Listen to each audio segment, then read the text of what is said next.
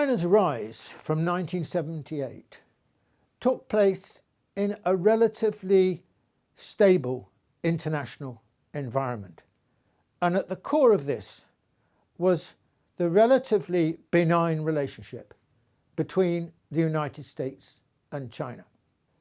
There were two fundamental assumptions that underpinned America's attitude towards China over this period. The first was that China was so far behind economically that it was virtually impossible to imagine China becoming an economic challenger or threat to American economic ascendancy in the world. And the second factor, and I think more important factor, was that the American belief was that as China modernized, it would westernize.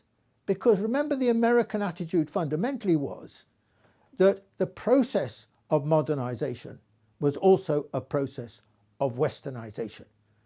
So the American assumption was that over time, China would become increasingly look like a Western country, look like the United States, have, for example, centrally, a Western-style political system.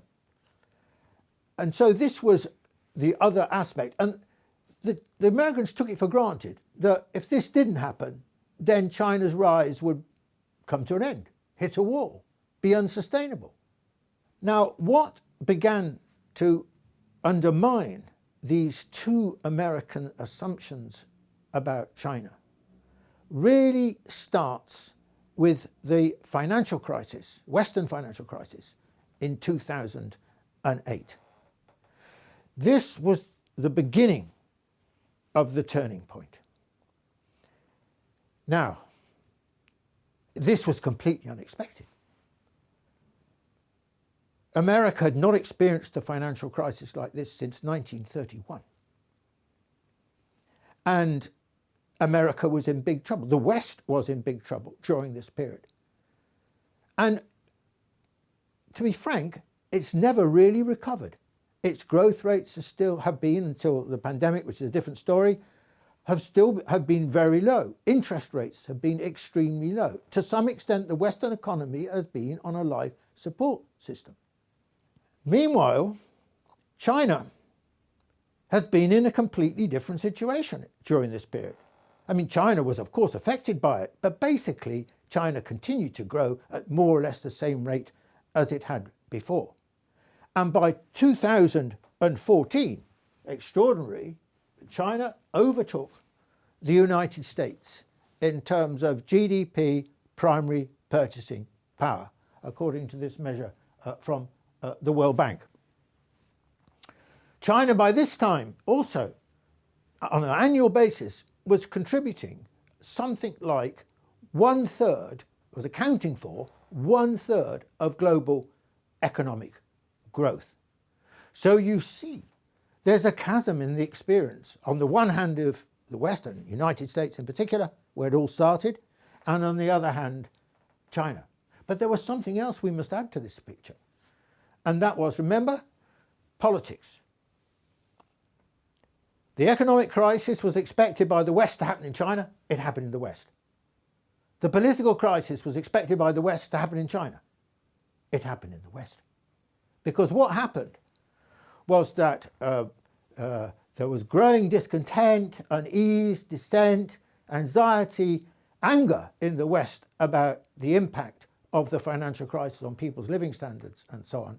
And you got the rise of growing dissatisfaction, particularly amongst traditional working class people and so on in the States and elsewhere, and the rise of what we came to know as populism. So this was a really important moment which began to undermine the situation in the West, both economically and politically. And with the consequence that there was also, because of the contrasting experience, on the one hand of the West, on the other hand China, a growing anxiety in the West, and particularly in governing circles, but not only in governing circles, about the challenge of China challenge, our partner, as it were, since 1972, was seen increasingly as a threat. There was growing anxiety, there was growing hostility towards China as a result of this. And so eventually, of course, this culminates in the election of Trump in 2016 as American president. But this was not just a matter of the Republicans.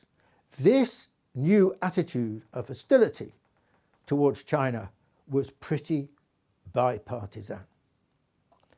Now, why couldn't America tolerate the rise of China?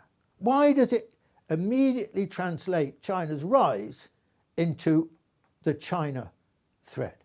And here we have to, I think, understand the psychology of an imperial power, and the United States in particular. You see, the Americans are extraordinary over a very long historical period, centuries, have always kind of been on the rise.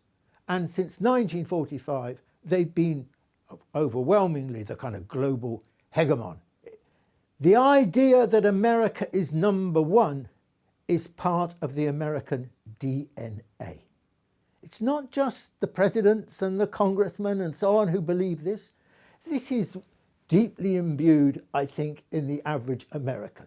The Americans think they're best. The Americans think they have to be top dogs. They're not going to be bossed around by anyone else. They're not going to be rivaled by anyone else. Now, of course, the reality is rather different, historically speaking, because no country can ever expect to be number one forever. Think of China, the century of humiliation. China was displaced. And so this was the case with Britain and so on. And this will be the case with the United States. America's relative economic decline probably starts around the 1980s. But the Americans have basically been in denial of this. Even to this day, they're largely in denial. It would be suicide for an American president to say, we are in decline and we cannot change that situation. We have to accommodate ourselves to a new world. Americans are not ready for this kind of argument. So, what was the American response to China as a threat? Essentially, the American response was an assault against China, to find a way of making China's rise more difficult, to prevent China's rise if possible, if not at least obstruct China's rise. And so, after Trump becomes president, you see after a short while the beginning of the trade war. And then after the trade war, or alongside the trade war, the tech war. And steadily, as the acrimonious and abrasive approach to China developed, you see action being taken against China on all sorts of different fronts. I would argue now, I think probably it would be appropriate to call the situation that the world is now in and the relationship between the United States and China as a new Cold War. But just because we use the term Cold War doesn't mean we should confuse or conflate this Cold War with the one between the United States and the Soviet Union. There are three fundamental differences between them. The first is that the United States and the Soviet Union lived and occupied two entirely different economic worlds. Never the twain shall meet. They just had two different international systems, one belonging to the United States, the other to the Soviet Union. Now, of course, this is not the situation with China. China is hugely integrated with the global economy. Indeed, I would argue that in some respects it's more integrated with the global economy than is true of the United States. I mean, take for one thing trade. I mean, China is a much more important trading nation, exporting and importing, than the United States. Now, whatever the Americans say, whatever the Trump administration would like to do, they will not be able to excise China from the global economy. They can go about it, but they won't get that far, in my view. They can't take, as it were, take China out of the global economy. It is simply too important. It is too integrated. Its relations with so many countries around the world are too advanced for that to happen. My second point is the Soviet Union was never an economic peer or equal of the United States. At most, it had maybe accounted for maybe 60% the size of the American economy. Probably less, probably more like half. Now, you cannot say that of China. China already in 2014, as we've seen, had overtaken the size of the American economy measured by primary purchasing power, GDP. Now, it is generally expected that within the next few years, maybe 5 years, depends partly on the impact of the pandemic, that China will overtake the United States by the other measure of GDP, which is in dollar terms. And if we extend the time horizon a bit further, you'll see the picture of the global economy by roughly 2030. Now, all these figures are obviously projections, so they're obviously, they're not facts. But you'll see, it gives you some idea that by 2030, China could account, this is by PPP, GDP, PPP, could account for 1/3 of global GDP. By which time it will be something like twice the size of the American economy. Already by this measure, by the way, it is 20% bigger than the American economy. And you'll see also that even when you combine the American economy and the EU, China will be larger than both put together. So, the rise of China economically is formidable. And it is deeply embedded, and it is showing its ability to perform in many different areas, including, of course, technology. The third point I would make is that the Soviet Union made a fundamental mistake in its relationship with the United States, and that was the arms race.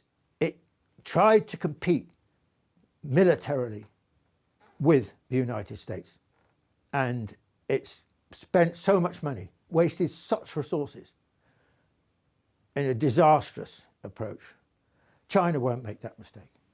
China won't make that mistake for two reasons. One, China doesn't emphasize the military in a way that, for example, the United States does or the Soviet Union did.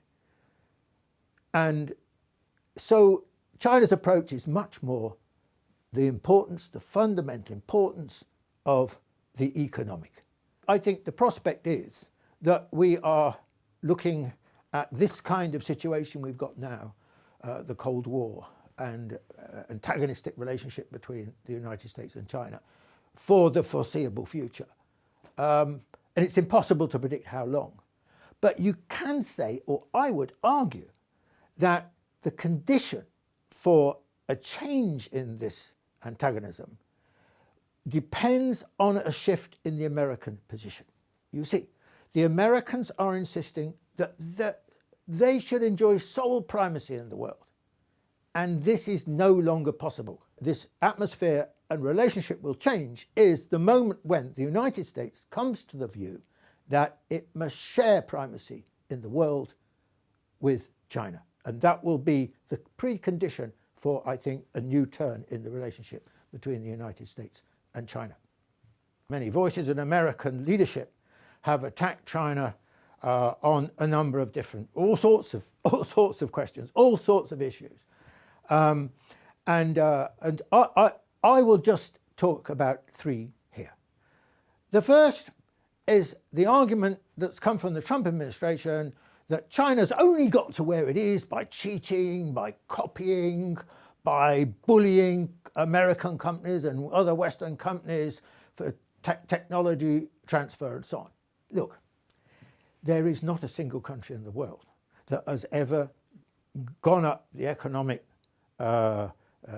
chain by not borrowing from other countries. I mean, what did America do when it started to try and industrialize? It borrowed very heavily, i.e. copied, i.e. stole, if you like, from German companies.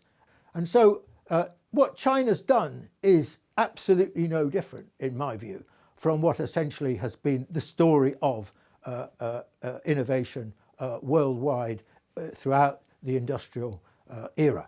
So what China's doing is not different from what it's been doing essentially since 1978. The difference is this, that China is now far stronger, far more advanced than it was previously. And the American criticism of China are not because they're doing something different, it's because they've travelled a long way and are now a very serious competitor for the United States. Now, of course, we see the trade war, the tech war. Let me just say something briefly about the trade war and the tech war. Fundamentally, the trade war is not going to work. I mean, it's going to damage China, but it's probably going to damage the United States more than it damages China. It's damaged the rest of the world as well, by the way. But essentially, I think probably the biggest sufferer of the two will be the United States. Or take the tech war. Actually, this is going to fail. Again, it's causing damage to China. It's caused damage to Huawei, particularly on the issue of chips. But it's not going to succeed because China's innovative energy, innovative potential, innovative dynamic is just too strong now. And quite frankly, I expect over the next 10 years to see China becoming the technological leader in many, many new areas compared with the United States. Now, this brings me to my second point, and I think one of the most depressing, in fact, one of the most disgraceful episodes in Western attitudes towards China was to do with the pandemic, COVID-19. I mean, in January, China was struggling to understand what the pandemic was, to identify it, and to work out how to deal with it. And the West, particularly the Americans, but not only the Americans, my own country, Britain, for sure, relentlessly attacked China. You know, cover up, secrecy, you're not telling us the truth, you're covering up, the survival of the government, the party matters more than the survival of people. And so these were the kind of arguments that were dredged up. This was in a situation where China was struggling in great difficulty. Remember, China was the first to tackle the question of COVID-19. Now, and you can see that actually China's performance on COVID-19, certainly from late January, was brilliant. I mean, these figures here are on the basis of per capita, the number of deaths per capita. Look at China. Probably the strongest performance of any country in the world, even though it had to tackle COVID-19 before anyone else. And all those great critics, the United States and other Western countries, my own United Kingdom and so on, who could not stop themselves attacking China, showed no compassion in January, have had those 2 extra months to deal with it, could have learned from China, and look at them, a miserable performance. And I would say this, in addition, that the pandemic has been, perhaps above all, a test of governance. And without question, China has come through this fundamentally with flying colours. And the United States has been proven under the Trump leadership, but I think, unfortunately, more generally, to have been incompetent. And the fact that China's now coming out of the pandemic, of course, has created major economic opportunities. There's only one country of this list here that is going to have positive growth in terms of GDP in 2020, and that is China. Everyone else, look at that, minus 8% these are IMF projections, 8% decline for the United States, 10% for the UK, and so on. My last point is this. It's about the criticism of China, that it doesn't observe the rule of law, that it doesn't observe the norms of the international system, and so on. This has been, you find this kind of criticism very frequently. And I think we need to be clear about certain things here. First point, China had no say in the present rules and norms of the international system. They were all developed by the United States and Western Europe. So China was not a party to the international system. Nevertheless, China has since, with its growth and its rise, has been a very good global citizen in the UN, in the WTO, in the IMF, in the World Bank.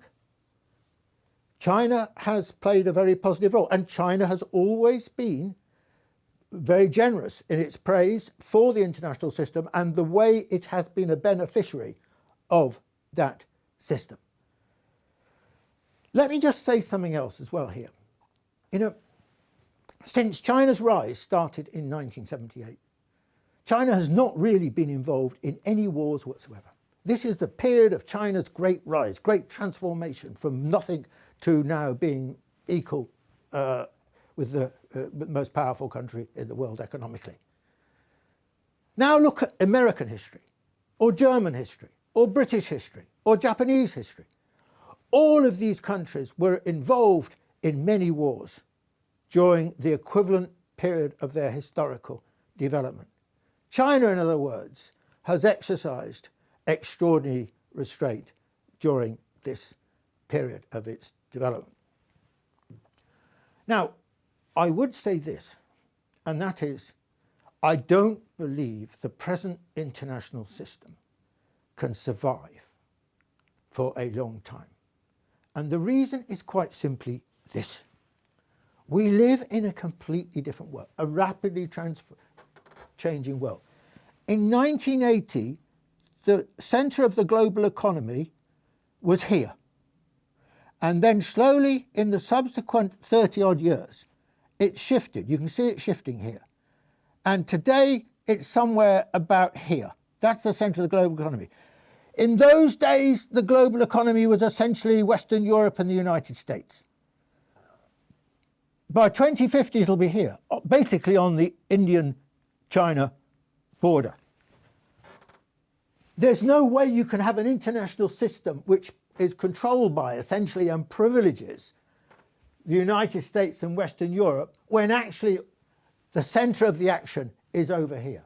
You need a different kind of global economy, a different kind of global order for that kind of situation. And I would say this in relationship to this new international system. First of all, at the heart of it will be China, 18% of the world's population. At the heart of the present international system is the United States, just 4.3% of the world's population. Secondly, this increasingly, what we're witnessing is the rise of the developing world and the decline of the developed world. Today, it's something like this.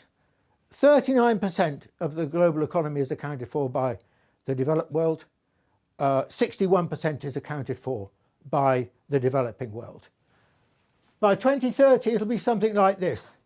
This will be the Western world plus Japan, and this will be the developing world. In the developing world, 85%, something like 85% of the world's population live. In this part of the world, less than 15%. In other words, we're talking about an international system which will be far more representative of humanity than it is now. In other words, we're moving from an essentially authoritarian, minoritarian system of global governments to something which is far more representative of the world as it is already, and as it will be even more so in the future. So I see China's role as essentially very positive in terms of the future. I think there's something else that needs to be said here, and that is that the rise of China, not just China, the rise of the developing world as well, of which China, of course, is part, is creating a big crisis in the West. I would call it the existential crisis of the West. Because for 200 years, the West has run the world, has assumed that the world is its world, has been at the heart of all the major institutions which it has designed. The assumption that its people will run the world, that its language, now English, will dominate, that the people who run the world by and large will be white. This era is coming to an end. This era is no longer sustainable. It's not just the rise of China, it's the rise of the developing world as well. And you're experiencing in the West now a backlash against this process. And this change is not just happening in the United States, it's a global change. It's the rise of different peoples, different colours, different languages, different cultures, different civilizations. I like the Chinese expression, inclusive civilization, but the West has got no idea how to embrace that. So this is a very important aspect of what we're talking about. And I'll just finish by saying this. Look, I regard China's rise to be extraordinarily positive. That doesn't mean that China doesn't make mistakes, hasn't made mistakes, won't make mistakes in the future. Of course it will. It's on a learning curve. It's only just really beginning to be a great power. But China is a very good learner. We can all see that. Thank you.